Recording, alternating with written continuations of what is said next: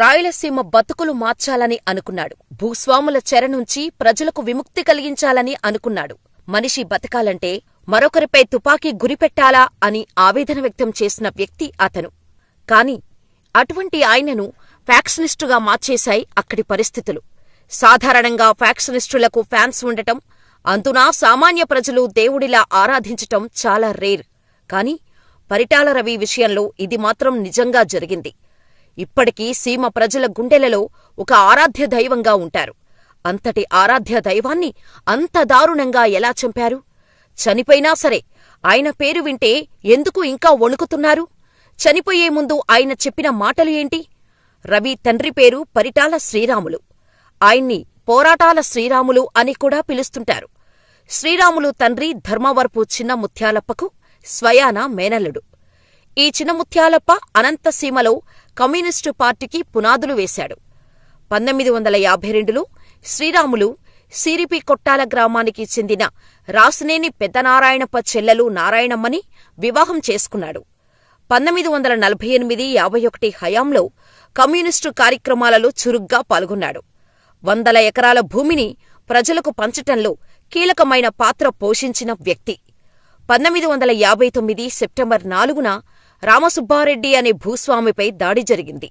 ఈ దాడిలో రామసుబ్బారెడ్డితో పాటు తలారి నరసింహులు చనిపోయారు. అప్పుడు తీవ్ర గాయాల పాలైన రామసుబ్బారెడ్డి 4 రోజుల తర్వాత చనిపోయాడు. ఈ హత్యలో పాత్ర ఉందంటూ శ్రీరాములకు 13 ఏళ్ల జైలు శిక్ష పడింది. కాని 1962లో ఆ కేసును కొట్టేశారు. ఫలితంగా అందరూ విడుదలై బయటకు వచ్చారు. శ్రీరాములు సోదరుడు గజ్జెలప్పకు శిక్ష పడింది. శ్రీరాములు బయటకు వచ్చాక భారత్ చైనా యుద్ధం జరిగింది. అప్పుడే భారత్ కమ్యూనిస్టు పార్టీ రెండుగా చీలింది. సిపిఐ నుంచి వేరుపడినవారు 1964లో సిపిఎంగా ఏర్పడ్డారు. అప్పుడే నసనకోట పంచాయతీకి సర్పంచిగా పోటీ చేశారు.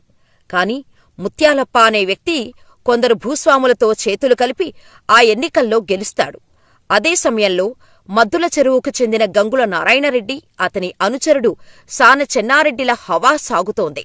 వారి నుంచి తమను రక్షించాలని శ్రీరాములను ఆశ్రయించారు స్థానికులు. ఫలితంగా పెనుబోలు గ్రామంలో భూస్వాములకు అడ్డు తగిలారు శ్రీరాములు. దీంతో శ్రీరాములు వారికి ప్రధాన శత్రువు అయ్యాడు. అందుకే పొలంలోనే శ్రీరాములను హతమార్చేందుకు ప్రయత్నించారు. కాని చాకచక్యంగా తప్పించుకున్నాడు శ్రీరాములు. ఈ సమయంలోనే విప్లవ ఉద్యమాల వైపు ఆకర్షితుడైన పరిటాల శ్రీరాములు కమ్యూనిస్టు పార్టీలో చేరాడు. ఫలితంగా అక్కడ వామపక్షాలకు బలమైన పునాదులు ఏర్పడ్డాయి. సామాన్యులు సైతం ఆయుధాలు పట్టి భూస్వాములపై తిరగబడ్డారు. శ్రీరాములను చంపితేనే ప్రజలు తమకు భయపడతారని అప్పటి భూస్వాములు అనుకున్నారు. అలా తొలిసారిగా శ్రీరాములు ప్రధాన అనుచరుడైన వెట్టి ముత్యాలప్పపై దాడి చేశారు. కాని ఆయన త్రుటిలో తప్పించుకున్నాడు.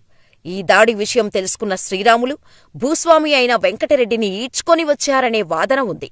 తనను చంపవద్దని వేడుకోవటంతో పాటు శ్రీరాములు కాళ్లమీద పడి క్షమాపణ అడగటంతో వదిలేశారంటారు. ఇదే అసలు హత్యకు దారితీసింది. 1975లో శ్రీరాములు అనుచరుడైన సిద్దప్పను తమ వైపు తిప్పుకున్న ప్రత్యర్థులు శ్రీరాములు ఎప్పుడు ఎక్కడికి వెళ్తున్నాడన్న వివరాలు తెలుసుకున్నారు. అలా పెళ్లికి వెళ్లి వస్తున్న బస్సుపై దాడి చేశారు. ఈ దాడిలో శ్రీరాములు, అతని తమ్ముడు సుబ్బయ్య, తగరగుంటకు చెందిన రామాంజనేయులు, ఎగోపల్లికి చెందిన లింగన్న చనిపోయారు. భర్త కళ్ల ముందే ప్రాణాలు వదిలినా ఏమాత్రం భయపడకుండా ఇంతటి ఘాతకానికి పాల్పడ్డవారి అంతు చూడాలని నారాయణమ్మ తిరగబడిందని చెబుతారు అప్పటి ప్రత్యక్ష సాక్షులు. 1958 ఆగస్టు 30న జన్మించిన పరిటాల రవికి ఈ ఘటన జరిగిన నాటికి ఆయన వయస్సు కేవలం 17 ఏళ్లు. ఆ తర్వాత శ్రీరాములకి మద్దతుగా ఉన్న వారిపై బాగా ఒత్తిడి, చిన్నాచితక దాడులూ పెరిగాయి. ఇదే సమయంలో శ్రీరాములు పెద్ద కొడుకు హరి వచ్చాడు. కొంతకాలం ఉద్యమాన్ని నడిపాడు. అయితే ఉద్యమ నాయకుడైన సత్యాన్ని అరెస్ట్ చేసి జైలులో పెట్టింది ప్రభుత్వం. కాని హరి 100 మందితో వచ్చి పోలీస్ స్టేషన్లో చొరబడి సత్యాన్ని చాకచక్యంగా తప్పించేశాడు. హరిని పట్టుకుంటేనే హింస ఆగుతుందని ప్రభుత్వం అనుకుంది. అందుకు అనుగుణంగా హరి కోసం వేట మొదలుపెట్టింది. అలా 1982 నవంబర్ 28న ఎన్కౌంటర్ చేసిందని చెబుతారు. పోలీసులు, నక్సల్స్ మధ్య కాల్పులు జరిగాయి. ఆ సంఘటనలో హరి చనిపోయాడని పోలీసుల రికార్డులలో రాశారు. అన్న మరణం తర్వాత రంగంలోకి దిగాడు పరిటాల రవి. తండ్రి శ్రీరాములు హత్య కేసులో నిందితుడిగా ఉన్న గంగుల నారాయణరెడ్డిని 1983లో గుర్తు తెలియని వ్యక్తులు కాల్చి చంపారు. పరిటాల రవినే చంపాడని కొంతమంది, కాదు పీపుల్స్ వార్ పార్టీ చంపిందని మరికొందరు చెప్పారు. వాస్తవం ఏంటనేది పక్కన పెడితే పుకార్లు బాగా షికార్లు చేశాయి. 1983 ఎన్నికల్లో గెలిచి అన్న ఎన్టీఆర్ ముఖ్యమంత్రి అయ్యారు. ఆ తర్వాత 1984లో రవి తన స్వగ్రామానికి వెళ్లారు. అదే ఏడాది అక్టోబర్ 27న ధర్మవరపు కొండన్న కూతురు సునీతతో రవి వివాహం జరిగింది. అనంతరం శ్రీరాములు హత్యతో సంబంధమున్న సిద్దప్ప 1986లో జైలు నుంచి విడుదలయ్యారు. కాని అతన్ని పీపుల్స్ వార్ చంపేసింది. పరిటాలనే ఈ హత్యకు కారణమనే చర్చ వచ్చింది. ఫలితంగా రవిని అరెస్ట్ చేశారు. కొంతకాలానికి మళ్లీ స్వగ్రామమైన వెంకటాపురంకు వచ్చాడు రవి. ఆ తర్వాత ప్రత్యేక రక్షణ వ్యవస్థను ఏర్పాటు చేసుకున్నాడు. క్రమంగా గట్టి నేతగా ఎదిగాడు. అప్పుడు రాష్ట్రంలో జరిగిన తొలి మండల ఎన్నికల్లో రామగిరికి దళిత కుటుంబానికి చెందిన ఓబన్న పరిటాల రవి మద్దతుతో గెలిచాడు. శ్రీరాములు, హరిల హత్యలతో సంబంధముని ఆరోపణలు ఎదుర్కొన్న సానె చెన్నారెడ్డి పెనుగొండ నియోజకవర్గంలో కాంగ్రెస్ అభ్యర్థిగా బరిలోకి దిగాడు. భారీ బందోబస్తుతో ప్రచారానికి వచ్చిన అతన్ని రవి అడ్డుకున్నాడన్న వార్తలు కూడా వచ్చాయి. అప్పట్లో దాదాపు 7 ఏళ్ల తర్వాత కాంగ్రెస్ మళ్లీ అధికారంలోకి వచ్చింది. ఈ టైంలోనే చెన్నారెడ్డి తిరిగి గెలిచాడు. తాను పదవిలోకి రాగానే తనకి వ్యతిరేకంగా ఉన్న రవి మద్దతుదారులపై పెద్ద ఎత్తున దాడులు చేయించటం మొదలుపెట్టాడు. ఈ దాడులలో రవి సపోర్టర్స్ చాలామంది మరణించారు కూడా. రవి సానుభూతి పరులు ఎక్కువగా ఉన్న కుంటిమద్ది, ఏడుగుర్రాలపల్లి, గాదిగ గుంటలలో ఎక్కువగా మారణహోమాలు జరిగాయి. ఈ ఘటనలతో అనేక కుటుంబాలు పల్లెల నుండి వెళ్లిపోయాయి. ఈ దారుణాలు చూసి 1991 మే 7న చెన్నారెడ్డిని పీపుల్స్ పార్టీ కాల్చి చంపిందంటారు. దాంతో చెన్నారెడ్డి అనుచరులు పరిటాల రవి ఊరికి దగ్గరగా ఉన్న కొత్త గాదిగుంటపై దాడి చేశారనే చర్చ ఉంది. ఊరిలోని ఇళ్లకు వారు నిప్పు పెట్టారంటారు. ఫలితంగా చాలా ఇళ్లు మాడి మసైపోయాయని చెబుతారు. వెంకటాపురం నుండి రవి మనుషులు భారీ ఎత్తున వెళ్లి వాళ్లను తరిమికుట్టారని చెప్పుకుంటారు. మరోవైపు పెనుగొండలో చెన్నారెడ్డి పెద్ద కొడుకు రమణారెడ్డి ఎమ్మెల్యేగా గెలిచాడు. రమణారెడ్డి తమ్ముడు ఓబుల్రెడ్డి, ఆయన కుమారులు సూర్యనారాయణరెడ్డి అలియాస్ సూరి, రఘునాథరెడ్డిలు ఆయనకు అండగా ఉంటూ వచ్చారు. వారికి వ్యతిరేకంగా మాట్లాడేవారు పరిటాల రవి. అదే సమయంలో తనను చంపేందుకు కుట్ర జరుగుతోందని రవి భావించాడు. అందుకే అప్పటి జిల్లా ఎస్పీ కేవీ రెడ్డి సమక్షంలో పోలీసుల వద్ద 1992లో లొంగిపోయాడు. అప్పటి నుండే రాజకీయాల్లోకి వస్తున్నట్టు ప్రకటించాడు రవి. మాజీ నక్సలైటు ముష్కిన్ షేక్ రవికి సన్నిహితుడు. ఓబుల్రెడ్డికి వ్యతిరేకంగా పావులు కదిపాడు.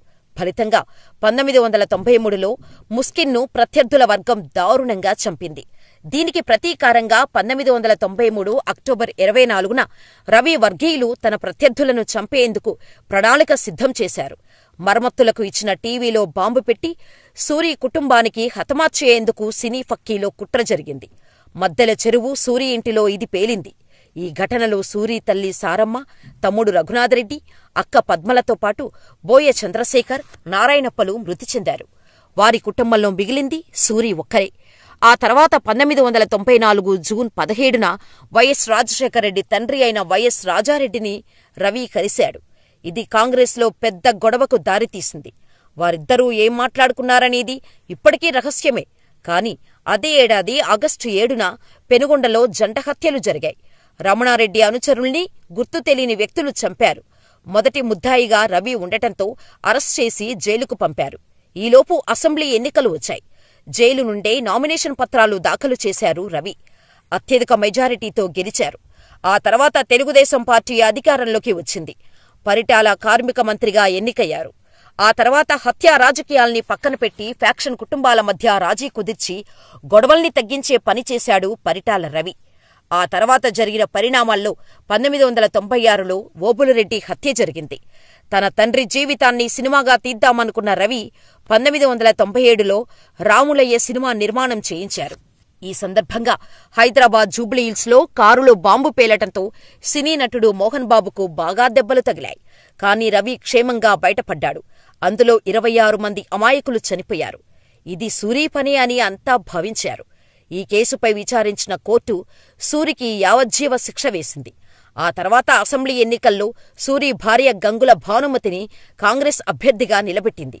ఆ ఎన్నికల్లో తెలుగుదేశం ఓడి కాంగ్రెస్ అధికారాన్ని చేజెక్కించుకుంది. రవికి ప్రాణహాని మొదలైంది. ముందు జాగ్రత్తగా తన ప్రధాన అనుచరుడైన చమన్ అజ్ఞాతంలోకి వెళ్లిపోయాడు. రవిపై ఉన్న పాత కేసులని తిరగదోడటం మొదలైంది. ఆ సమయంలోనే తనకు ప్రాణహాని ఉందని ప్రభుత్వానికి పదే పదే చెప్పాడు రవి. గన్మెన్ల సంఖ్యను 4 నుంచి 2కు తగ్గించేశారు. ఈ క్రమంలోనే 2004 సెప్టెంబర్ 7న రవి అనుచరుడు అయిన ప్రభాకర్ హత్య జరిగింది. అప్పుడే రవి మానసికంగా అన్నిటికీ సిద్ధపడ్డాడంటారు. సూరి జైలులో శిక్ష అనుభవిస్తున్న సమయంలోనే 2005 జనవరి 25వ తేదీన పెనుగొండ ఎమ్మెల్యే పరిటాల రవీంద్ర హత్యకు గురయ్యారు. సూరిబావ కళ్లల్లో ఆనందం చూసేందుకే తాను ఈ హత్య చేశానని జూలకంటి రంగారెడ్డి అలియాస్ మొద్దు సీను ప్రకటించాడు. ఓ టీవీ ఛానల్లో ఈ మాట చెప్పడం సంచలనంగా మారింది. దీనిపై విచారణ చేపట్టిన సీబీఐ మద్దెల చెరువు సూరిని ప్రధాన నిందితుడిగా పేర్కొంది. దీంతో ఈ కేసు విచారణ అనంతపురం జిల్లా కోర్టులో జరిగింది. ఇక రవి హత్య కేసు నిందితుడు మొద్దు సీను అనంతపురం జిల్లా జైలులోనే హత్యకు గురయ్యాడు. జనవరి 24, 2005 మధ్యాహ్నం 2:10 అనంతపురంలోని తెలుగుదేశం పార్టీ కార్యాలయం నుండి బయటకు వచ్చాడు పరిటాల రవీంద్ర. 2 గన్మెన్లు ఉన్నారు. అంతే, రవిపై ఒక్కసారిగా బుల్లెట్ల వర్షం కురిసింది. మోకాళ్లలో 2, ఛాతీలో 2, పక్కటెముకల్లో 2, చివరిగా గుండెలో 1. ఏం జరుగుతుందో ఆలోచించేలోపే 7 బుల్లెట్లు పరిటాల శరీరాన్ని ఛిద్రం చేశాయి. రక్తం ధారలా కారింది. నన్ను చంపబోతున్నావని తెలుసు, పిరికి పందా, నన్ను చంపబోతున్నావా? అంతేకదా, అవే ఆయన ఆఖరి మాటలని అభిమానులు చెప్పుకునే మాట. పరిటాల రవి జీవితమంతా ఫ్యాక్షన్ మీద రాజీలేని పోరు సాగించాడు. జీవితానికి మరణానికి సార్థకత ఉండాలని తప్పించిన వ్యక్తి. మార్పు జీవితమంతా విశాలమైనది అని చెప్పిన నేత. ఫ్యాక్షనిజం మానవజాతిని 2 పరస్పర వ్యతిరేక వర్గాలుగా విభజించే దిశగా వెళితే నేను సామాన్యులుండే వర్గం తరపునే నిలుస్తానని ప్రకటించిన నేత. పరిటాల రవి జీవితమంతా ఫ్యాక్షన్ సామ్రాజ్యవాద శక్తులతో జరిపిన పోరాటాల మయమై చివరికి ఆ ఫ్యాక్షన్ రక్కసి కోరల వల్లే ప్రాణాలు వదిలాడు పరిటాల రవి. నిబద్ధత, రాజకీయ అవగాహన, పీడిత ప్రజలకు స్వేచ్ఛ, స్వాతంత్రాలను అందించాలన్న కాంక్ష ఆయన రాసుకున్న ప్రతి పేజీలోనూ కనిపిస్తాయి. మార్పు తీసుకురావటానికి పరిటాల రవి ఎంచుకున్న విధానం హింసాపూరితం కావచ్చు, కాని ఇతని నిజాయితీని శంకించలేమని అంటారు సీమ ప్రజలు.